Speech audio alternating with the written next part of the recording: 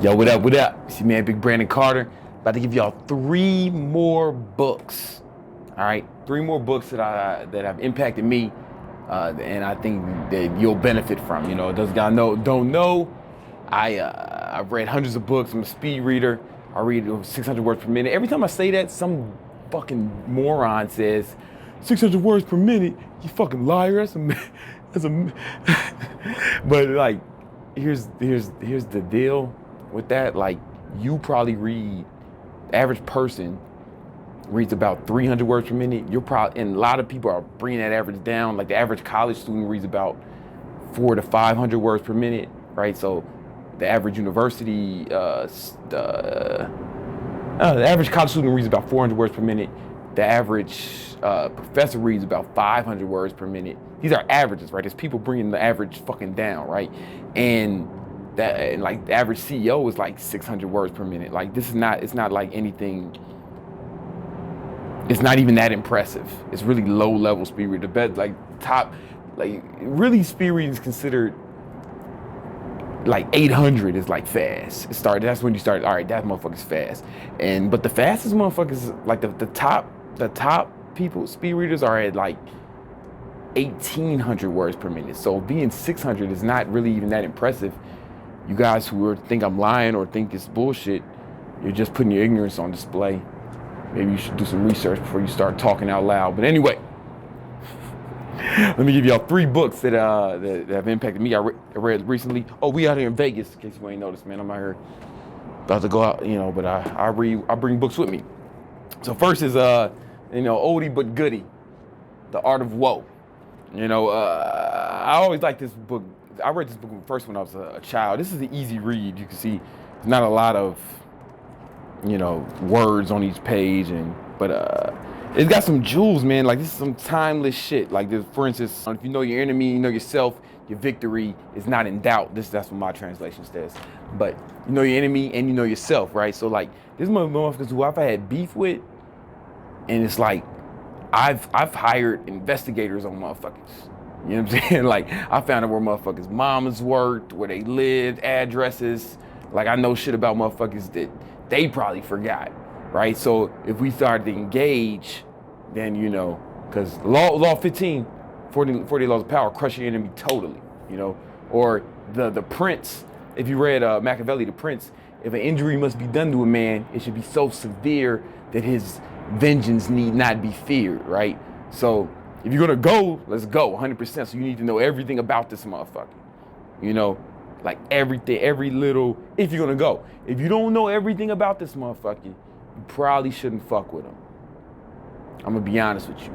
You know, like, because you don't know, like, right, he might be a Navy SEAL, right? Now you're screwed, right? Or whatever. I know a guy, he got into a fight with some guy, he punched him, he didn't know who it was.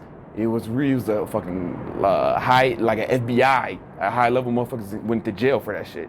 Like, I mean, if it was just a guy, see, the guy, all right, let me back up. The dude, my boy, he's from out here, you know, I'm not gonna say his name, but he's rich and powerful. His dad owned a strip club, you know, so you know what that means, you know, like, I don't know, guess what that means. And then he was the hothead though, and he used to always get in fights. And then, but he beat the shit out the wrong guy. He was like an FBI agent. The guy got it, you know, and then now, you know, he had to pay for that. He went to prison for that one. You know, if it was a regular guy, he probably could have got past it. But anyway, I say that to say, if you don't know your enemy, don't engage. Don't engage. And I mean, there's a lot of shit like that. You know, a lot of shit like that. Like, you know, you need to know who you fucking with. You know who you fucking with, you know. So anyway, I'm spending too much time on The Art of War. Simple read. Another one is Relentless by Tim Grover. Tim was, he trained Michael Jordan. He was a trainer for Kobe Bryant, D. Wade, a lot of elite athletes, right? And it's the cool shit. All right, this shit I've been thinking about myself lately, that like maybe I'm a crazy motherfucker. Like, I'm a little like crazy. Some of the stuff I think about, some of the stuff that goes through my head, maybe I got problems, but this didn't make me think I was less crazy. It just let me know that there's others like me. Other motherfuckers who like are just Like when he says relentless, man, like stop at nothing to succeed, man. Like I'll put, like, I really started, me and Brian was talking about this earlier, man. Like I really feel like I started coming up when I was willing to sacrifice everything, you know, friends, family, health. Yeah, I mean, there's really nothing. There's really nothing I wouldn't sacrifice to succeed, you know. And a lot of y'all gonna hear that and say like it sounds crazy. I get that, because like I said another video, oh, your family's the most important thing, and like no. I mean, not to me, maybe to you, but family's really important to me, to the point where I want to make sure that I'm so successful that generations to come, family members who aren't even born yet, are taken care of, right? You might want to fucking hang out with and play video games with your family, some dumb shit now. But me, I don't care about that. I want unborn, I want the niggas who ain't even been born yet to be taken care of. That's what I'm going for. Leave a legacy, you know? Cornelius Vanderbilt shit. And the whole Vanderbilt family is Gucci because Cornelius put in that work. You know, Conrad Hilton, right? We had the Hilton Grand Vacations. Conrad Hilton was relentless, man. If you read his autobiography, he was there was nothing he wouldn't do to succeed, right? And because of that, you know, his whole generations to come I mean, Paris Hilton wouldn't be Paris Hilton had it not been for, like, you know, for Conrad putting in that work, you know. And you can say what you want about her or whatever. I'm just saying she was put in a good position to succeed. I mean, like, it's like that's what I'm going for. So it's like I'll sacrifice the present for the future, right? The immediate gratification. It's the different, like, so the people who think this is one guy was arguing with me in a comment. I'm not arguing, he was commenting in a comment saying, yeah, man, you put materialism or you put success above everything. You put it above your family, you put it above your friends. And I'm like, well, not really. I put it above the present. You understand what I'm saying? Like, it's delayed gratification. It might even, the gratification might not even be in my lifetime, right? Like I don't need vacations. I don't need time off. I don't need to chill. I don't need to relax. I don't need to hang out. I don't hang out. I don't have fun. I work. I mean, work is fun to me though. So like the shit we do is kind of fun. So that's one caveat, but I'm fucking relentless, man. Like I'm not saying I'm Michael Jordan or Kobe Bryant. I'm that caliber. Like they're even crazier than me, but it let me know that I wasn't the only motherfucker thinking like this. It just made me feel better. Like at least that, oh, all right. If there is a reason that Kobe Bryant and Michael Jordan are different than the rest of us, why they succeed at a different level, and it's that kind of attitude, man. Like there's nothing Jordan wouldn't give up to succeed. There's nothing Kobe wouldn't give up, you know, to succeed, you know. And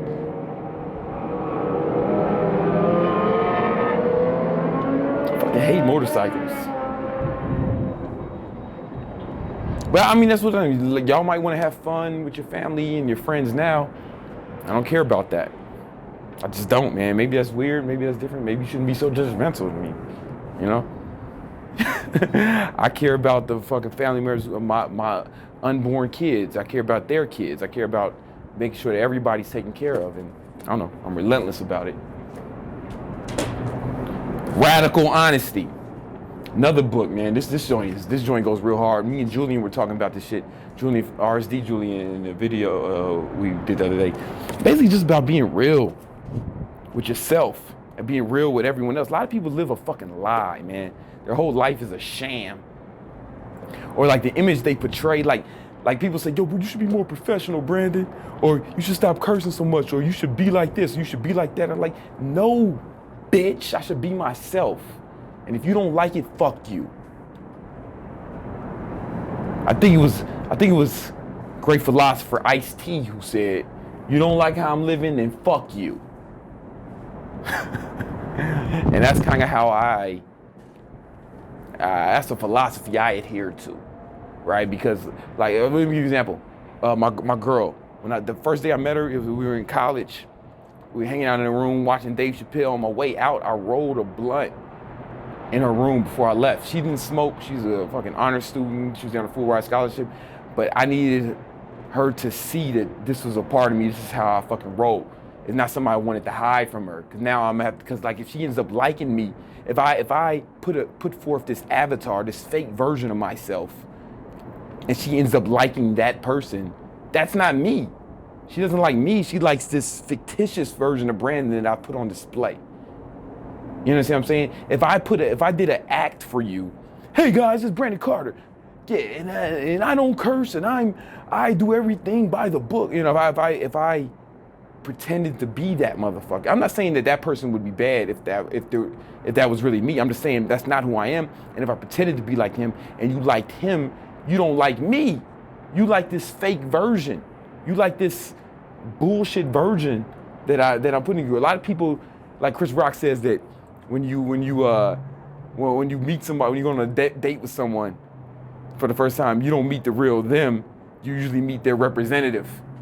You know what I'm saying? Like, or girls, you know, like those of you who've been with girls, like the first time you go to her house, she's all dressed up, and over time, it's like she opened the door, and you know, she's opened the door with rollers in her hair and pajamas on and no makeup. And they're like, damn, you used to put in a lot of work, man. She was putting in a facade for you, man. Got to get you in. You liked the facade, and then you didn't like it. You found out, then you got to know the real her, didn't like her as much. That's how a lot of relationships crumble. People find, I've heard people get married and be like, yo, they turned into a different person. They didn't turn into a different person. They stopped pretending to be someone else. That shit happens. So I'm just like, I go out of my way to be just as authentic as possible. You know, like, and not so much because, yo, I keep it real. Not like that kind of thing. Just more like, I would rather you like who I really am, and not a fake version of me that I put on display, right? Because that's not me. So it's like, it's more, people are gonna like you no matter what. Nobody gets unanimous praise. They fucking killed Martin Luther King. You know what I'm saying? He's above reproach, right? So what makes you think everyone's gonna like you? They're not. Even if you had a fake version of yourself, they wouldn't like that. Not everybody's gonna like that. So you might as well have people not like the real you, or like the real you, even better. Because if they really like who you really are, then that feels better than them liking this fake version of you. Anyway, that's a lot of this book is about, just being authentic as possible. And I don't know, this shit. I don't know if I learned a lot from it, but it reinforced that belief system that I had. You know, like a lot of guys say, "Yo, how do I make girls like me? How do I make girls like?" Don't make nobody like you. Don't try to make anyone like you. Be yourself, and if they fuck with you, they fuck with you. If they don't, fuck them. You don't like how I'm living, then fuck you. Link to the books in the description. Fuck you.